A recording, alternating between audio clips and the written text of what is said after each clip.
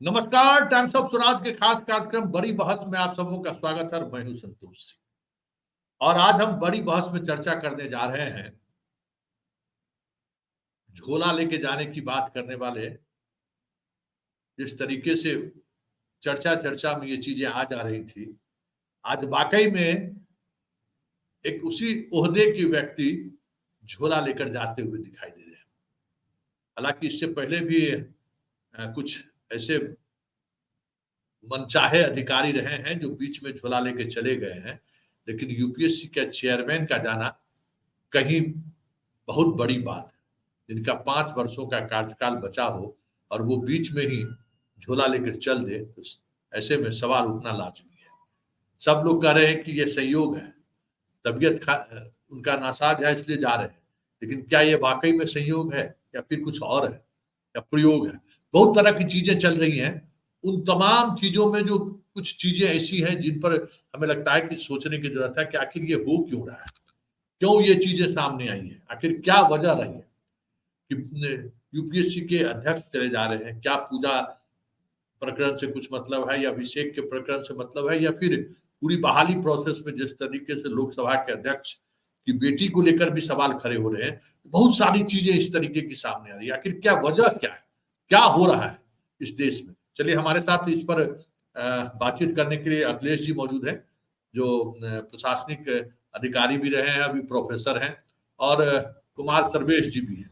जरा उनसे भी हम बात कर लें, उनसे भी समझें कि आखिर पूरा माजरा क्या है। शुरुआत हम अखिलेश जी से करें। अखिलेश जी, जो कुछ भी देखने को मिला है, क्या लगता है आपको, क्या हो रहा है देश में? नमस्कार। सबसे पहले तो आपका बहुत बहुत आभार। संतोष जी, देखिए, इस पूरे प्रकरण पे मैं सबसे पहले तो ये कहूंगा कि यूपीएससी से हम लोगों का एक इमोशनल अटैचमेंट है, क्योंकि एज अ एस्पिरेंट हम लोग बहुत बार एग्जाम दिए और बहुत दूर तक पहुंचे, फाइनल सेलेक्ट नहीं हुए, बाद में दूसरे प्रशासनिक बिहार प्रशासनिक सेवा में गए। तो एक इमोशनल अटैचमेंट है। हम लोग जब बचपन से उसको एक अलग नजरिए से देखते रहे हैं कि भाई ये बहुत बड़ा एग्जाम है, फ्री फेयर है, पूरे देश को रन कराता है। इससे जो लोग सेलेक्ट होते हैं वो हमारे देश की दशा दिशा को तय करते हैं। पॉलिटिशियन आते जाते रहते हैं, लेकिन जो एक बार सिविल सर्वेंट पहुंच जाता है तो वो समझिए अगला 30 साल 40 साल तक देश की सेवा करता है और देश को एक अलग दिशा देने का काम करता है। लेकिन जो अभी घटना घटी है, जो एक आईएएस अधिकारी को लेकर के कि उसने फर्जी डॉक्यूमेंट प्रस्तुत किए और वो आईएएस में सेलेक्ट हो गए, उसी नाम पे गुजरात में 4 अन्य आईएएस पे जांच शुरू हो गया। पहले भी कई बार हम लोग सुने, और अभी जो अध्यक्ष ने मतलब इस्तीफा दिया है, ये सारे प्रकरण समझिए कि हम लोग जैसे लोगों के लिए तो एक प्रहार बोलते हैं ना इमोशन का ऊपर में, वो प्रहार से कम नहीं है। जो बिजली का आघात होता है उतना बड़ा झटका है। अभी जब इस देश में लगातार पिछले 2 साल 3 साल में कई क्वेश्चन पेपर लीक हुए, तो उस कंडीशन में हम लोग हर बार एग्जाम्पल देते थे यूपीएससी का, एग्जाम्पल देते थे आईटी जेई का, एग्जाम्पल देते थे हम लोग कैट जो कंडक्ट करती है आईआईएम वगैरह में एग्जाम के लिए। इस तरह की जो कुछ एजेंसीज हैं परीक्षा कंडक्ट करने वाली, उनका हम लोग उदाहरण देते थे कि भाई वो इतना अच्छा एग्जाम कंडक्ट कर रहा है इस देश के अंदर में, तो और दूसरे लोग क्यों नहीं कर सकते हैं। अब आज के डेट के बाद हम लोग मान लीजिए कि इतना होपलेस कंडीशन में है कि अब हम लोग किसका एग्जाम्पल देंगे। अब आप समझिए कि जिस तरह से जो आईएएस अधिकारी के बारे में बताया जा रहा है कि उसने फर्जी डॉक्यूमेंट प्रस्तुत किए नाम बदलने का, और उसने फर्जी डॉक्यूमेंट प्रस्तुत किए अपने डिसएबिलिटी का, तो मैं ये जानना चाहता हूं कि आखिर यूपीएससी ने किस ग्राउंड पे उनको पहले पोस्टिंग दिया और उनका नाम मतलब रिजल्ट शीट में दिया। जबकि इवन बीपीएससी के अंदर में हम लोग देखते हैं कई बार ऐसा होता है कि जो लोग विजुअली इम्पेयर्ड लोग हैं या मतलब किसी भी कारण से डिसेबल लोग हैं, तो उनका मेडिकल बोर्ड होता है आईजीएमएस में या पीएमसीएच में, उनसे सर्टिफिकेशन उनका होता है। अब ये बताइए कि जैसा माना जा रहा है कि एम्स ने 5 बार उनको रिकॉल किया और उसके बावजूद वो वहां नहीं पहुंची, तो ये तो बहुत गंभीर मामला है। और आखिर इनको सेवियर कहां से मिला, यह भी एक प्रश्न है ना। तो ये जो नेपोटिज्म का खेल चल रहा है, तो जो हम तो कॉलेजियम सिस्टम मेरा जजेस वाली में है, मैंने एक पॉलिटिकल कॉलेजियम शब्द का इस्तेमाल किया जो कि कुछ लोग हैं पूरे देश के अंदर में पॉलिटिकल सिस्टम पे कब्जा जमा लिया है। अब ये जो है ना एडमिनिस्ट्रेटिव कॉलेजियम का बात नया आएगा, और आज से हम इस सब शब्द का इस्तेमाल करेंगे कि कुछ लोग एडमिनिस्ट्रेटिव इन्फ्लुएंशियल लोग हैं हर राज्य में, जो आईएएस अधिकारी होते हैं या उस रैंक के और लोग होते हैं, और मतलब जो हमारे देश का कैबिनेट में होते हैं, और वो कैबिनेट सचिव से लेकर ये जो कुछ मतलब अधिकारियों का गठजोड़ है, ये किसी भी चीज को प्रभावित कर सकते हैं। और यही लोग मतलब समझिए कि सारी चीज़ों को तय कर देंगे, और अब मतलब जो चीज़ें हम लोग के सामने आ गई तो हम लोग को लगा कि ये गड़बड़ी हो गई है। जो चीज़ें सामने नहीं आई, अभी तक में कितना गड़बड़ी हो रहा होगा, और फिर एप्रीहेंशन हम पुलिस में भी काम किए हैं, तो जब हम लोग एक पंच लाइन चलता है रिस्पेक्ट ऑल, सस्पेक्ट ऑल, तो उस कंडीशन में तो हमें लगता है कि हर आदमी को सस्पेक्ट के नज़रिए से देखो भाई। और मान लीजिए जब हम देखते हैं कि अधिकारी इतने भ्रष्ट हैं और मतलब उनके ऊपर इतना एलिगेशंस होता है, एस्टीमेट घोटाला होता है। अभी रिसेंटली जो बिहार के अंदर में चल रहा है, हमारे पूर्व एक मुख्यमंत्री ने बोला भी था, और अभी वो केंद्र में मंत्री हैं एस्टीमेट घोटाला के बारे में। और अभी जब ईडी का छापा पड़ा है बिहार के अंदर में, तो वहां भी ये बात उजागर हुई है कि जो 600 करोड़ का पुल है वो 1800 करोड़ में बदल जाता है, 1500 करोड़ में चला जाता है। तो ये सारी जो चीजें हो रही है, और इसको कौन कौन कर रहा है, इसको गवर्न आईएएस अधिकारी लोग करते हैं। अब ये लोग जो मान लीजिए कि कर रहे हैं, तो इसका मतलब क्या हो रहा है, और जो इस तरह की गड़बड़ी सामने आई है, तो और लैटरल एंट्री का अलग एक मामला चल रहा है। तो आखिर मतलब इस देश में बाकी जन सामान्य जो है, हमारे जैसे साधारण लोग हैं, वो बड़े सपने कैसे देखेंगे, और एक गांव का आदमी मतलब अधिकारी बनने का सपना कैसा देखेगा। और इस तरह का जब एक डोमिनेशन हो जाएगा, एक मतलब नई दिशा में चल चुकेगा हमारा आयोग, तो समझिए कि चीजें कितना खराब रूट पकड़ लेगा। तो वो मतलब सोच से परे है। और इतना, और मैं इसमें और ज्यादा अभी क्या बोलूंगा। हम लोग बहुत शॉक्ड हैं, और इस देश की स्थिति को लेकर के भी बहुत शॉक्ड हैं। जो भी एग्जाम पकड़िए, सब जगह गड़बड़ी। अब जो एक बचा हुआ एग्जाम था, अब आईटी जेई मान लीजिए, अभी हम लोग बोलते हैं, कल को पता चलेगा कि उसमें भी कुछ गड़बड़ी निकल के आ गया सामने। तो अब तो कुछ बचा ही नहीं। और इस देश का मतलब जो पिछले 10 साल से सरकार में है, मैं उनसे भी आग्रह करूंगा कि आप रिव्यू कीजिए। कोई जरूरी नहीं है कि कुंडली मार करके सत्ता में बैठे रहिए। अगर नहीं संभल रहा है चीज, अगर इंस्टीट्यूशन नहीं संभल रहा आपसे, और तो आप चीजों को मतलब एक बार सत्ता से बाहर आ जाइए। हम तो साफ आग्रह करेंगे कि अब कंट्रोल नहीं हो रहा है। मतलब कोई भी संस्था मतलब कंट्रोल में नहीं है, सब अनकंट्रोल्ड हो गया है। और जब यूपीएससी पे इतना बड़ा प्रश्न चिन्ह रहेगा, दुनिया का सबसे बेहतरीन एग्जाम माना जाता है इसको, भारत का सबसे टफेस्ट एग्जाम है, जो मतलब समझिए देश चलाने वाले लोग पैदा किए जाते हैं इसमें। और ये ऐसा एग्जाम है जिसमें कि भारत के सभी एक्सपर्टीज लोग आते हैं, चाहे वो आईटीएन हो, चाहे वो एम्स का डॉक्टर हो, चाहे आईआईएम से पढ़ा हुआ बंदा हो, या क्लैट से लॉ से पढ़ा हुआ हो, और भारत के जितने विश्वविद्यालय हैं वहां से पढ़े हुए लोग आते हैं, और साधारण एक ग्रामीण परिवेश का भी लोग आता है। तो इतना जो हेट्रोजीनियस सोसाइटी का लोग इस एग्जाम को लिखता है, इसीलिए इस एग्जाम को हम लोग बहुत ब्यूटीफुल एग्जाम मानते हैं। और चूंकि हम लोग उसके एस्पिरेंट रहे हैं, और आज हम उसके लिए बच्चों को मेंटरशिप देते हैं, तो हम लोग बहुत इमोशनली अटैच्ड हैं। और मैं आग्रह करूंगा, सरकार से आग्रह करूंगा कि कम से कम इसको बख्श दीजिए, और बख्श दीजिए, यही आग्रह करेंगे। अब तो हम लोगों के लिए निवेदन के अलावा कुछ बचता नहीं है। बाकी सर्वेश जी से सुनेंगे। और सर्वेश जी, सर्वेश जी, आप तो कई वर्षों से आईएएस अधिकारियों को देखते हुए आ आवाज रहे नहीं हैं। आ रही है संतोष जी। आप म्यूट हैं, अनम्यूट होइए। आवाज नहीं आ रही है, बहुत धीमे आ रही है। अच्छा, आवाज आ रही है? अब आवाज आ रही है? देखिए सर्वेश जी, सीधा सवाल आपसे, क्या आप इको आपका ये सिस्टम हो रहा है, कुछ तकनीकी प्रॉब्लम है आपके इसमें, लेकिन सीधा सवाल ये है कि आप आईएएस जो छात्र बनते हैं उनको भी आपने देखा है, जो आईएएस फील्ड में है उनको भी आप देख रहे हैं। आखिर जो चीजें चल रही है, या जो चीजें सामने आई है, ये क्या वाकई में? आज हमारी एक आईएएस अधिकारी से बात हुई, उन्होंने कहा कि हमारा स्टेनो था, वो घर जा रहा था मोटरसाइकिल से, उसका एक्सीडेंट हो गया, और वो उसको कुछ कम सुनाई देने लगा, और उस हमारा नौकरी में रहते हुए वो आईएएस बन गया उसी सर्टिफिकेट के पर। तो उन्होंने कहा कि ये कोई नई बात नहीं है, हम आपको लिस्ट देंगे, अगर आप रिस्क ले सकते हैं तो हर वर्ष जितने लोग विकलांगता का सर्टिफिकेट लेके आईएएस आईपीएस बन रहे हैं, जरा उनका फील्ड में परफॉर्मेंस, फील्ड में लोग क्या जानते हैं, ये आप उसको खाली ओपन कर दीजिए, मजा आ जाएगा। अब उस लिस्ट निकालने में सर्वेश जी आप भी हमको थोड़ा मदद कीजिए तो, कि हर वर्ष जो है कौन सा आईएएस अधिकारी विकलांगता के आधार पर नौकरी किनको मिला है। बिहार में भी 4-5 लोग ऐसे हैं जो विकलांगता के आधार पर नौकरी पाए हैं और वो कहीं से भी विकलांग नहीं है। तो ये बड़ी बात आज उन्होंने एक आईएएस अधिकारी ने हमको ये बताया। आप समझ सकते हैं। तो सर्वेश जी आपको क्या लगता है, आप तो बच्चों को पढ़ाते भी हैं, आईएएस अधिकारी से आपकी मुलाकात भी होती है, ये क्या हो रहा है देश में?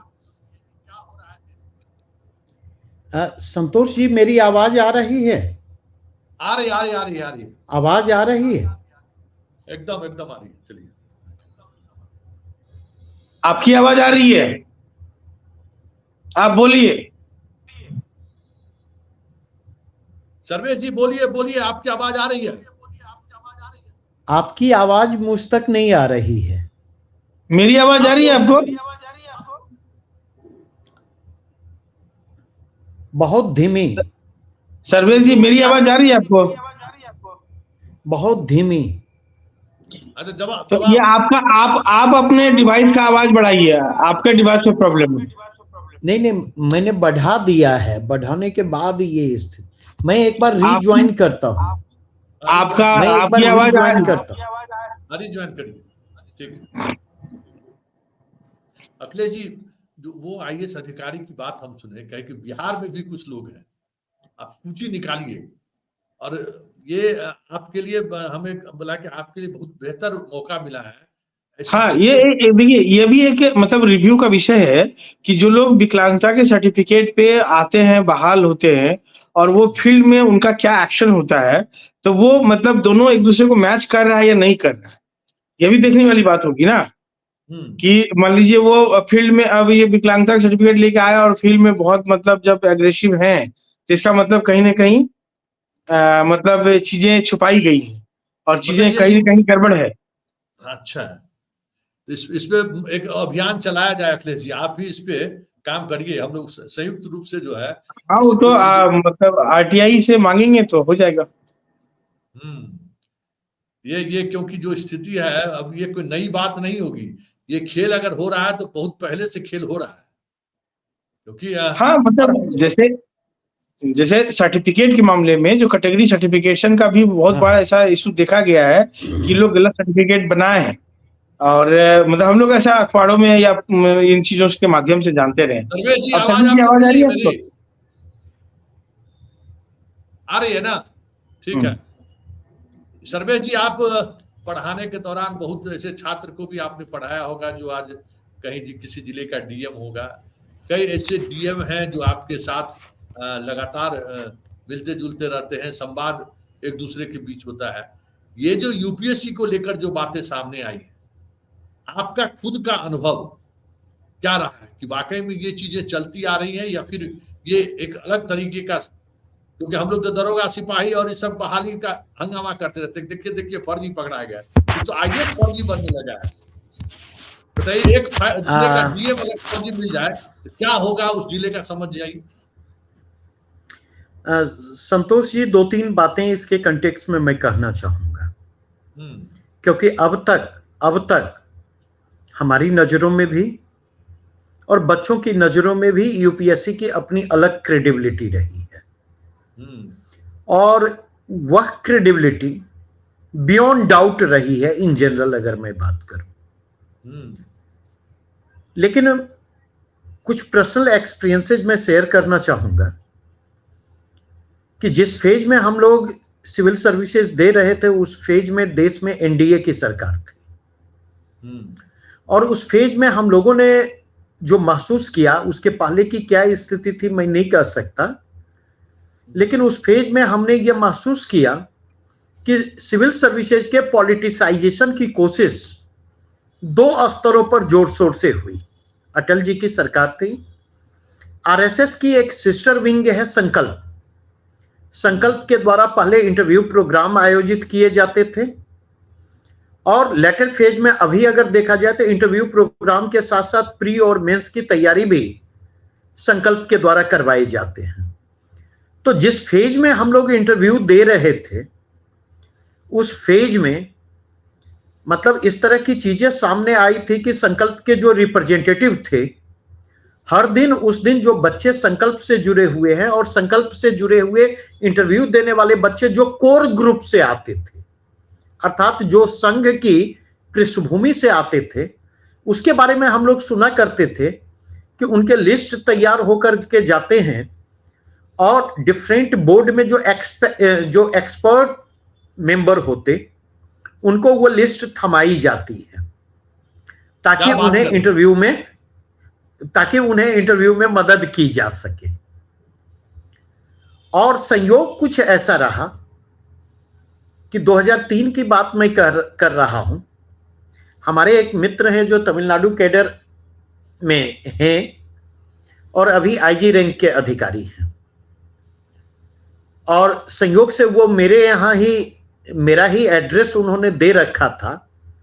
इंटरव्यू देने के बाद से संकल्प से फोन आने का जो सिलसिला शुरू हुआ उनके नाम का, जबकि मैं भी संकल्प से जुड़ा हुआ था, मैंने भी इंटरव्यू दिया था, ठीक है। फाइनल रिजल्ट के पहले एक पार्टी आयोजित हुई, उस पार्टी में उन्हें बुलाया गया। मैं ये नहीं कहता कि मैं जो कह रहा हूं 100% वो प्रामाणिक है, लेकिन कहीं ना कहीं इसके कारण आशंकाएं जन्म लेती हैं, क्योंकि मेरी संघ की कोई पृष्ठभूमि नहीं थी और मेरे मित्र की संघ की पृष्ठभूमि थी। तो अगर इस कंटेक्स्ट में मतलब एक जो धारणा बनी डाइल्यूटेड फॉर्म में, वह यह कि इंटरव्यू के स्तर पर यूपीएससी में कुछ हो सकता है, इंटरव्यू से इतर हट करके उसके बारे में मत सोचिए। लेकिन लेटर फेज में जिस फेज में हमने पढ़ाना शुरू किया, उस फेज में उड़ती उड़ती खबरें एक दो केसेज के बारे में आई थी, जिनमें अटेम्प्ट समाप्त होने के बाद विकलांगता का सर्टिफिकेट बनवाया गया डिफनेस को आधार बना करके, और सिविल सर्विसेज में बच्चे ने क्वालिफाई किया। जहां तक बाद में चीजें सामने आई, मुझे लगता जब ये चीजें सामने आई थी तो वो मीडिया में नहीं आई, लेकिन उन्हें ऑप्शन दे दिया गया कि आप रिजाइन कर दें, अदरवाइज आपके अगेंस्ट कार्रवाई की जा सकती है। और फिर फाइनली उन्होंने रिजाइन दे दिया, मामले को रफा दफा किया गया। इस बार अगर देखा जाए तो ये चीजें बड़े पैमाने पर सामने आई हैं, और यहां पर यूपीएससी जैसी संस्थाओं की विश्वसनीयता को लेकर जो प्रश्न उठ रहे हैं, मैं उसे सेग्रीगेटेड फॉर्म में नहीं देखना चाहूंगा। मैं यह चाहूंगा कि पिछले 10 वर्षों के दौरान जो इंस्टीट्यूशनल क्राइसिस गहराता चला गया है, जितनी संवैधानिक संस्थाएं, यहां पर यह ध्यान रखें यूपीएससी संवैधानिक संस्था है, जितनी संवैधानिक संस्थाएं हैं और जो संविधानेतर संस्थाएं भी हैं, एक एक करके उनके पॉलिटिसाइजेशन की प्रक्रिया तेज हुई है, पॉलिटिकल अपॉइंटमेंट वहां पर हुए हैं, और उनकी क्रेडिबिलिटी पर लगातार प्रश्न उठे हैं, और उन प्रश्नों को धता बताने की कोशिश सरकार और उसमें शामिल लोगों के द्वारा की गई है। अब दो प्रश्न उठते हैं। पहला प्रश्न जो उठता है कि सिलेक्शन के बाद का जो यूपीएससी का प्रोसेस होता है, इन्वेस्टिगेटिव प्रोसेस होता है, वो काफी इंटेंसिव होता है। सवाल यह उठता कि अभी यह मामला प्रकाश में आया है, पता नहीं यह मामला कब से चल रहा होगा, नहीं तो आखिर उस इन्वेस्टिगेशन प्रोसेस की जो है स्वतंत्रता और निष्पक्षता का क्या हुआ। जब यहां समस्या आ रही है तो ऐसा भी संभव है जो कोटे के बाहर के बायोडाटा हो, वहां पर भी इस तरह की गड़बड़ियां उभर करके सामने आई। और यह ऐसा प्रश्न नहीं है जिसको आसानी से ओवरलुक किया जा सकता है, जिसको आसानी से ओवरलुक किया जाना चाहिए। दूसरा प्रश्न जो उभर करके आता है, जैसे महाराष्ट्र कैडर आईएएस पूजा का जो मसला है, उसमें अगर देखेंगे तो यह हाई प्रोफाइल केस है।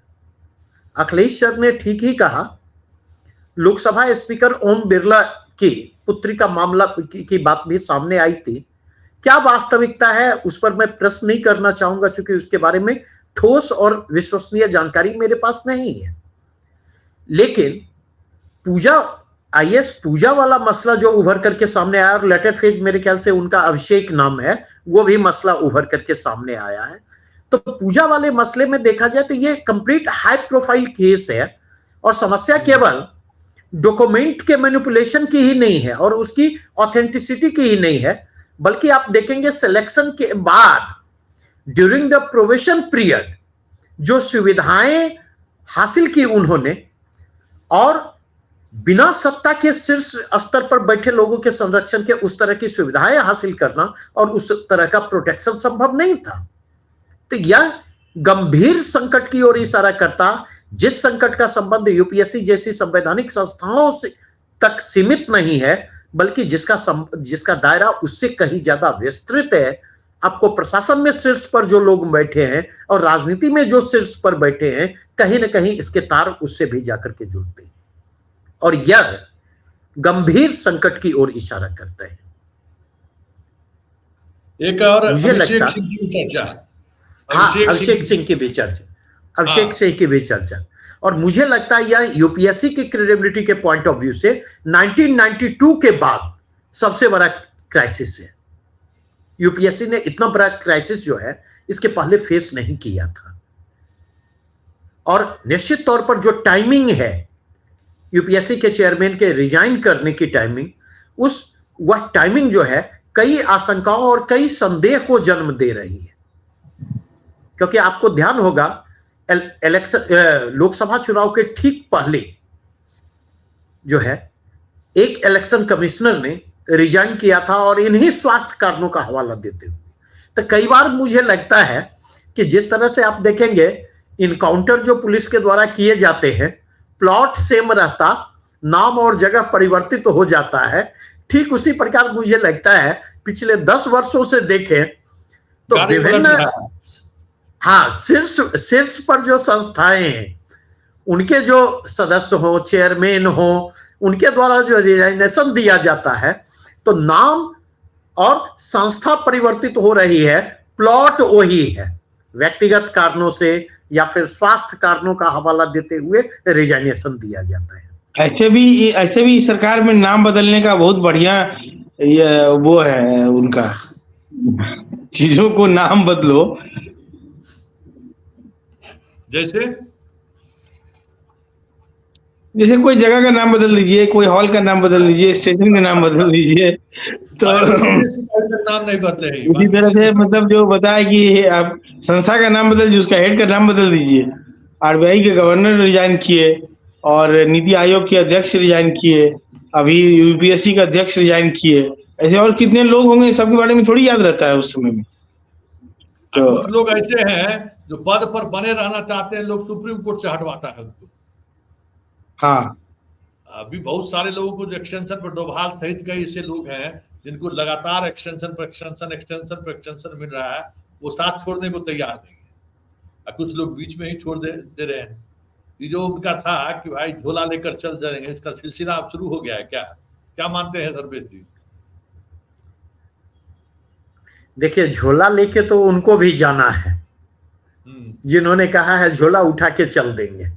अगर नहीं गए तो वो दिन दूर नहीं जब जनता झोला थमा करके विदा कर देगी। तो भले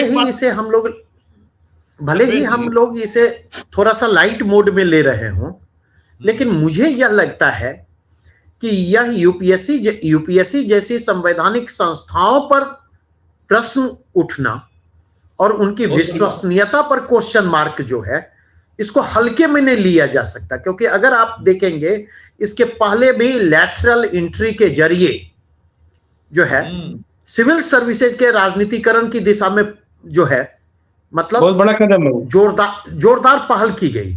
और आश्चर्य की बात संतोष जी देखेंगे, लैटरल एंट्री के जरिए जिन लोगों को एंट्री दी गई सेक्रेटरी लेवल पर, उन लोगों ने भी साल 2 साल होते वे लोग भी रिजाइन करके आगे बढ़ गए। और दुर्भाग्य एक ये है संतोष जी कि जो हमारे लीडर हैं, जैसे चिराग पासवान जैसे लीडर हैं, वो बोलते हैं कि युवा फर्स्ट, बिहारी फर्स्ट। तो बिहार के लोग सबसे ज्यादा यूपीएससी का एग्जाम लिखते हैं, यूथ ज्यादा मतलब एग्जाम लिखते हैं। एक जितना वो दिन भर में ट्वीट महिमा मंडल में करते हैं और अपने आप को हनुमान साबित करने में करते हैं, एक ट्वीट कम से कम इसके लिए भी कर दिए होते कि भाई आखिर बिहारी छात्रों का क्या होगा, जो बिहार बोलते हैं आईएएस का फैक्ट्री है। और जब इस तरह का फैक्ट्री में दूसरे लोग घुस घुस के निकल जाएंगे, तो ये लोग तो बाहर ही लाइन लगाए रख जाएंगे हमारे बिहार के छात्र। वो तो कभी उस बात फैक्ट्री सही से है। वो प्रोडक्ट बन के निकल ही नहीं पाएंगे। तो अब ये समझा जा सकता है अखिलेश जी कि बिहार में इधर के समय में क्यों सिविल सर्विसेज में बच्चे compete नहीं कर पा रहे हैं। अब इससे कई भी समझा कई कारण है, एक परीक्षा का पॉलिसी, मीडियम और बहुत सारे इसके रीजंस हैं। और देखिए जब चीजें खुलना शुरू होती है तो तब जाके पता चलता है कि कौन कौन सा रीजन है। तो संतोष जी, इसमें डेलिबरेटली एक चीज मैं जोड़ना चाहूंगा। जांच तो इस बात की भी होनी चाहिए कि 2014 के बाद, नरेंद्र मोदी जी के प्रधानमंत्री बनने के बाद गुजरातियों के सिविल सर्विसेज में परफॉर्मेंस कैसे है, और उसमें गुजराती भाषा और साहित्य के मार्किंग पैटर्न की क्या भूमिका रही है, जांच तो इसकी भी होनी चाहिए। उसमें गुजराती छात्रों को जो साक्षात्कार में अंक मिले हैं उनकी क्या भूमिका रही है, एक एंगल तो जांच का यह भी उभर करके सामने आता है। मतलब आप लोग अगर अखिलेश जी, आप लोग एकदम साफ सब चीज भरोसा आप लोगों का खत्म हो चुका है क्या? नहीं, भरोसा देखिए नहीं, भरोसा पूरा खत्म नहीं हुआ है। हम लोग तो मतलब पॉजिटिव सोचते हैं लेकिन जिस तरह से अभी चीजें बढ़ रही हैं आगे, और आने वाला समय में जब सरकार कभी बदलेगी, तो मुझे लगता है कि नई सरकार को तो एक नया मंत्रालय बनाना पड़ेगा कि पुराने चीजों का जांच करो और उसको एक रिव्यू करना पड़ेगा। इस स्तर पर कॉन्स्टिट्यूशनल बॉडी के साथ छेड़छाड़ किया गया है ना, और तो दिख ही रहा है ना, मतलब जैसे मतलब देखिए छेड़छाड़ किस लेवल का है आप समझिए कि जो एजेंसीज हैं, जांच एजेंसी, उनका भी इस्तेमाल देश का हित में नहीं हो रहा है, उसका इस्तेमाल एक प्रेशर पॉलिटिक्स के लिए हो रहा है। आप मान लीजिए देश हित में करते तो आप ये समझिए कि कोई एक पार्टी का आदमी करप्ट नहीं होता है, कोई एक जगह का लीडर करप्ट या अधिकारी करप्ट नहीं होता है। वो ये करप्शन यूनिवर्सल चीज है, वो सभी जगह होमोजीनियसली पाया जाता है। तो अगर आप कार्रवाई उस तरह से होमोजीनियस करते तो हमें बहुत गौरव होता कि एजेंसी सही काम कर रही है।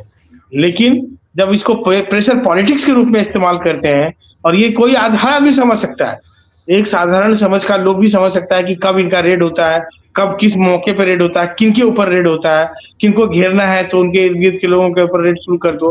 तो ये तो आप सर्वेश जी, अब आखिरी सवाल, वक्त खत्म होने को है। संतोष जी, एक लाइन मैं केवल आपके प्रश्न के जवाब में कहना चाहूंगा।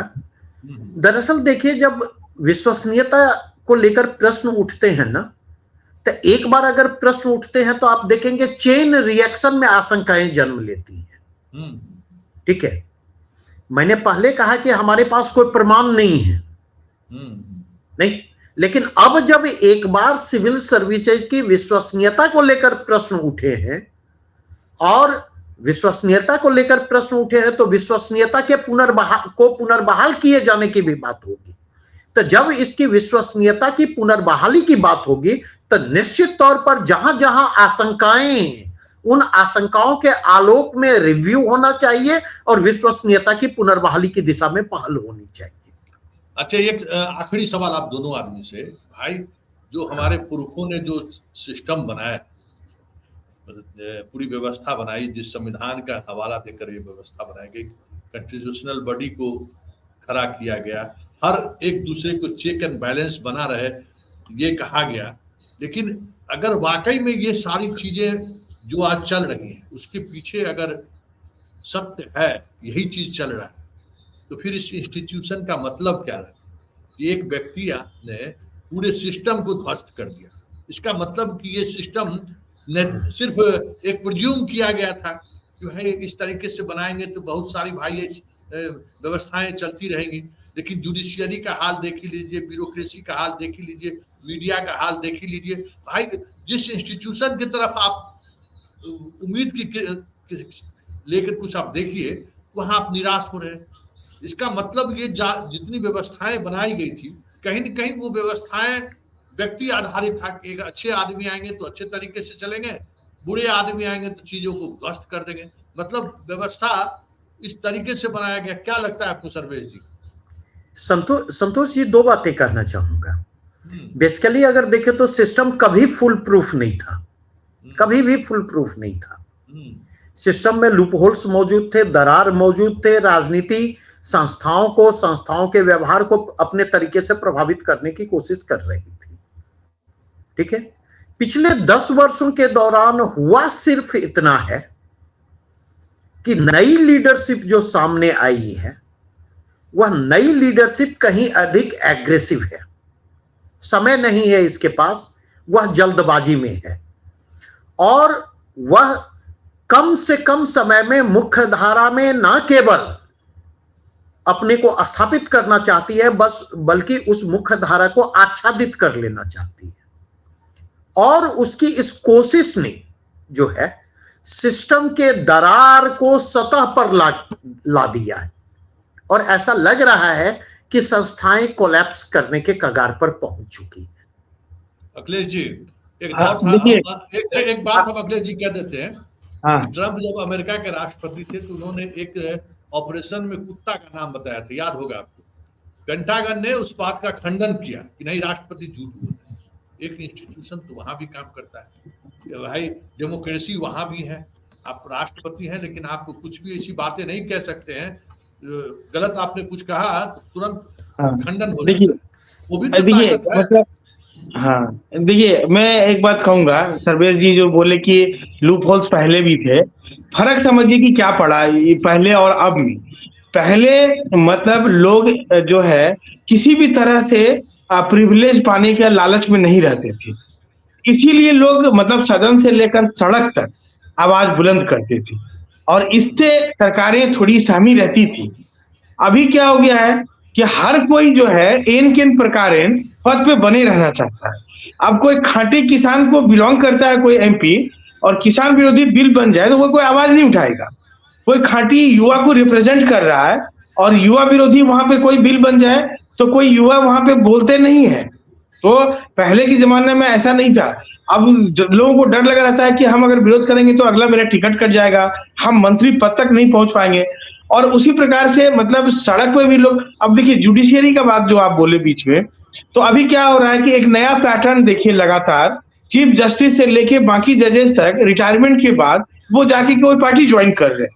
ये कितना खराब, मतलब इसका मतलब कि प्रायर तैयारी चल रहा है उनका, तो वो आदमी क्या निर्णय देंगे, उनको तो एक आगे का अपना स्टेप पता है। उसी तरह से कोई हेड ऑफ द इंस्टीट्यूशन, मान लीजिए आरबीआई का कोई गवर्नर है, उसको मालूम है कि आगे भी हमको कुछ बनना है, तो वो क्या करेगा, सरकार का हम मिलेगा। कोई वाइस चांसलर है, कोई विश्वविद्यालय का अगर मान लीजिए वाइस चांसलर है, तो वो मतलब आगे वाइस चांसलर का टेन्योर पूरा करने के बाद उसको कोई एक अलग पद पे जाना है, तो वो क्या करेगा, सरकार के हम मिलाता चला जाएगा।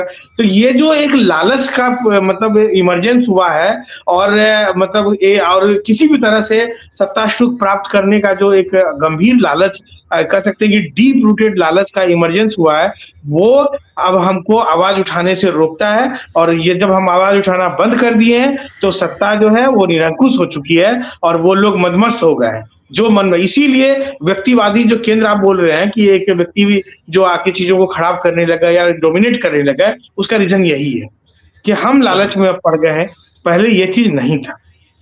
चलिए, बहुत बहुत धन्यवाद अखिलेश जी और सर्वेश जी, दोनों आदमी को। थैंक यू, शुक्रिया, धन्यवाद, शुक्रिया। तो आपने इन बातों को समझने की क्या हो रहा है देश में, कैसे हो रहा है और क्यों हो रहा है, जो एक आपाधापी है ना कि जो भी समय मिला है हम अपने विचार को थोपे, अपने उस लोगों को उस पद पर पहुंचा दें कि आने वाले समय में हमारी सत्ता रहे या न रहे, व्यक्ति रहेगा, संस्थान में लोग रहेंगे तो चीजें चलती रहेंगी, हमारा प्रोटेक्शन भी मिलेगा, हम अपने तरीके से उन चीजों को से बचते भी रहेंगे, जिसका डर हर सत्ता में बैठे हुए लोगों को सताता रहता है। चलिए इस खास कार्यक्रम को यहीं समाप्त करते हैं।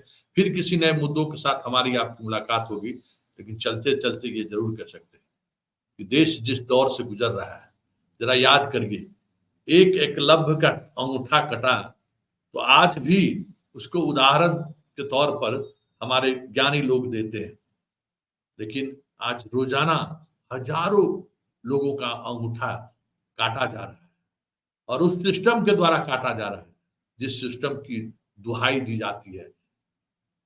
तो फिर क्या होगा बताइए, सोचना होगा। सोचिए कि देश कहां जा रहा है। बौद्धिक रूप से जो संपन्न लोग हैं उनको किस तरीके से नजरअंदाज किया जा रहा है, अयोग्य लोग कैसे सिस्टम में आ रहे हैं, इसका नुकसान हो रहा है। और ये नुकसान ऐसे दौर में हो रहा है जिस दौर में सबसे ज्यादा राष्ट्रवाद की चर्चा होती है। मेरा देश, हम दुनिया के सबसे बड़े देश के रूप में मेरी गौरवशाली इतिहास बनने जा रहा है, हम इतिहास बनाने जा रहे हैं, हम विश्व गुरु बनने जा रहे हैं, क्या क्या नहीं हम कह रहे हैं। उस दौर में अगर इस तरीके से बुद्धिमान लोगों को सिस्टम से बाहर किया जा रहा है, बुद्धिमान लोगों को अपमानित किया जा रहा हो, ऐसे लोगों को तवज्जो दी जा रही हो जो उस योग्य नहीं है, तो फिर इस देश का, इस सिस्टम का मतलब क्या है? सोचिए, बहुत ही गंभीर विषय है। धन्यवाद, नमस्कार।